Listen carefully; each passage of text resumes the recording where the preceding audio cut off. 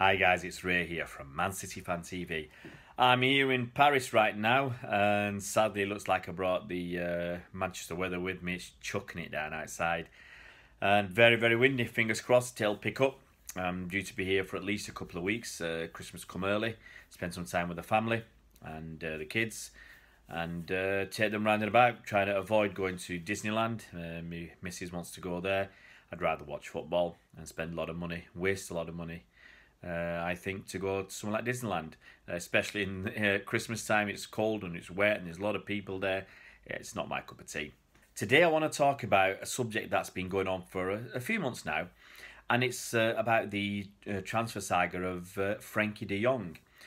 Now, there's a lot of news out today. Barcelona were interested in him. City looked like they'd got ahead of Barcelona, and now looks like a spanner in the works. Another name's been mentioned, and that's PSG. Well, why do we want Frenkie de Jong? Well, to answer that, you've got to look back and see what we've got right now. We've got fabulous player in Fernandinho, absolutely superb. He's having a great time this season, but he's 33 years old. I think he's 34 in May, so come next season, he'll be 34 years old. Now, to put the shift in that he has to do in the games he plays, is tough. It's hard work. He's got to be just about everywhere. You've got to really concentrate, and you've got to have the physical capacity to get about the pitch. 34 years old, it's getting harder and harder and harder.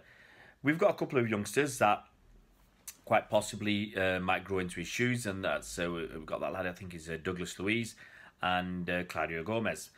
But they're kids, far too young. I mean, Gomez is only 18 years old, and there's no way he's going to step into Fernandinho's boots for the next few years at least.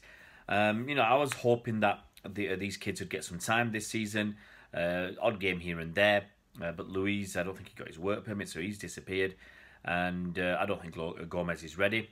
But as I said, I'd hope that they would have got some game time, and maybe Pep and the other people at the club thought the same, and they could have got a few games, and next season they could have got more as they developed, and maybe the season after taking Fernandinho's place. So we've got to look further afield, and we've been looking in various different places, and Frenkie de Jong, his name, is near the top of the list. So the saga was that it looked like he was going to go to Barcelona. That's where, I think some of the Spanish papers were very strong with that a few months ago, and that he's going to go probably next summer. And then City seemed to take the lead in this transfer saga, and it looked like we were just going to offer more money than Barcelona, if nothing else. That's going to be a major factor in anybody's decision as to where to go. But also, I mean, the opportunity to work with Pep, under Pep, and to know that you're taking over from Fernandinho in a year's time. That for a young kid, that's got to be a great opportunity. It's got to be something that they really think about. Playing with players like it'll be the end of probably the last season of David Silva, but you've got people like Aguero. You've got a fantastic defence in Laporte and Stones and Walker. You've got other midfielders like Bernardo Silva, Kevin De Bruyne. Sane and Sterling and Mahrez, a fantastic team. So you'll be playing with this level of players. And so it looked like City had got ahead in the pursuit of Frenkie de Jong.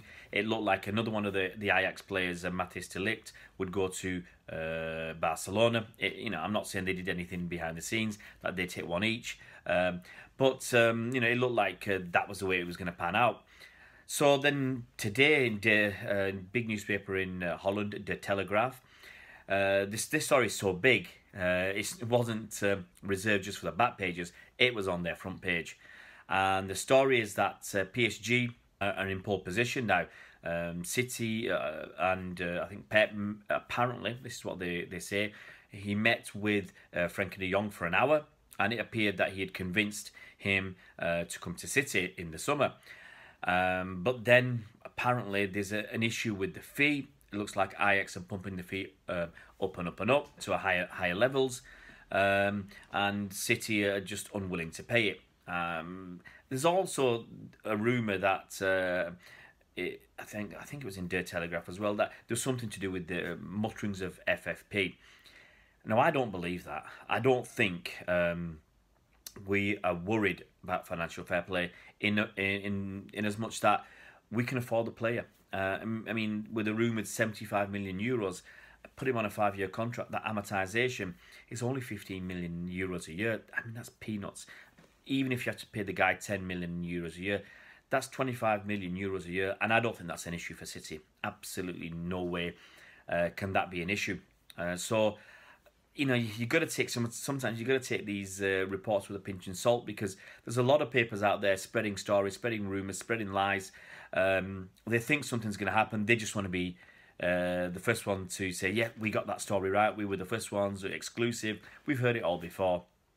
You know, it's very difficult to actually say what is going to happen, because, you know, it's, as Colin Savage said on Twitter, he's Press Rich Blue, if City wants a player, they definitely don't phone the Mail or the Sun to tell them. So most media transfer stories are either made up or agents making waves. So that's just the way it is.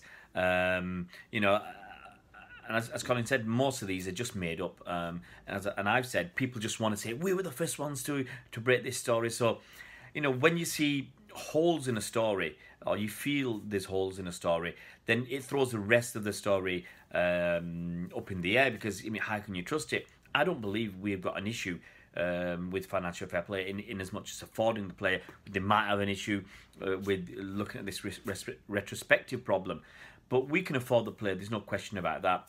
So where do PSG fit into all of this?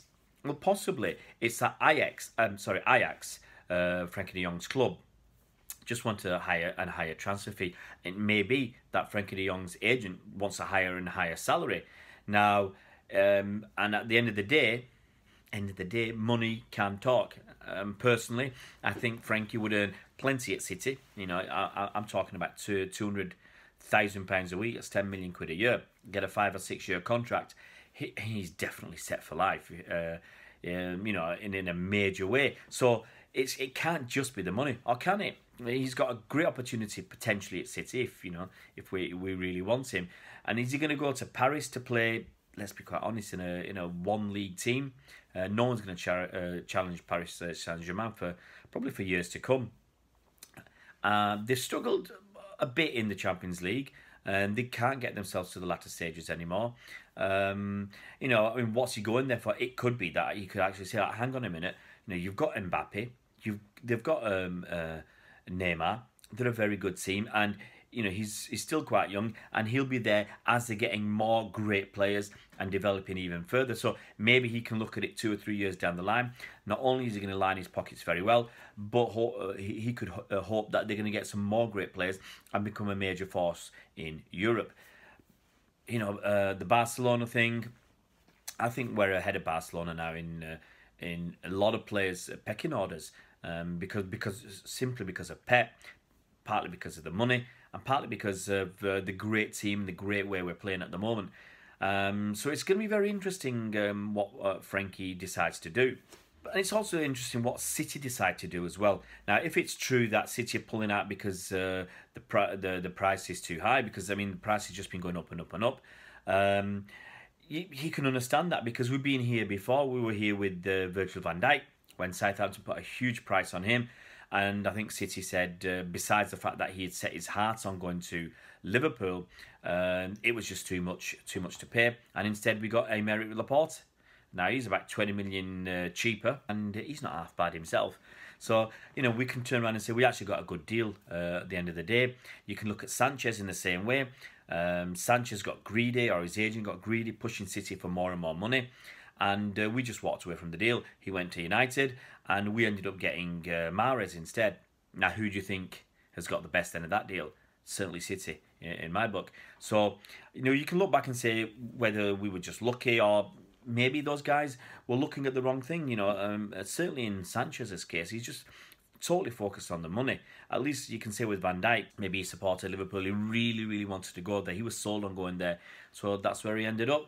Frenkie de Jong, we'll see what happens. I mean, I think this story is going to run and run and run until probably the summer, until he's actually signed with a new club. I have no doubt in my mind that he'll be going somewhere else in the summer. As an alternative to Frenkie, if we do miss out on him, there's still that Ndombele, Tanguy and Ndombele. So Lyon, so he's another great player, box-to-box player, big and strong and powerful. So, you know, it's not as if there aren't other players out there who are really, really good. I mean, and as I said, we saw that with letting the deals to Virgil van Dijk and not going for Sanchez. There were alternatives out there, and we've not been let down by them. So I wouldn't worry overly about Frenkie. I'd love him to come to City. I mean, it might be fantastic. Gets Frenkie and Tanguy Ndombele. I don't think we would. I think that's probably a little bit too far. But as I said, there's options, so don't worry. You know, if Frenkie comes or Frenkie doesn't come, I think we'll be all right. If you haven't already subscribed to our YouTube channel, guys, it'd be great if you could subscribe by clicking the red button below. And if you hit the bell icon, you'll be notified as soon as we put out new videos. See you around, Blues.